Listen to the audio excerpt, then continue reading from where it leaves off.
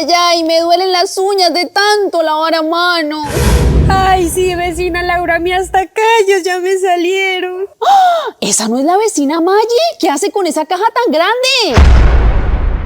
Ay, sí, qué grandota. ¿Y qué será lo que lleva ahí? No sé, pero ya mismo voy a averiguar. Hola, vecina, no es que yo sea chismosa, ¿no? Sino que la vi entrando con una caja grandota, entonces me urge saber qué fue lo que compró. Hola, vecina Laura, pues le cuento que me siento muy feliz porque me compré una lavadora completamente nueva. Mírela, mírela. Pues la felicito, qué suertuda que es usted. Y ya que me duelen las uñas de tanto lavar a mano, préstemela para lavar esta ropa. No, vecina Laura, pero ¿cómo quiere que se la preste si ni siquiera la he estrenado yo? Pues eso no es ningún problema, yo la estreno por usted.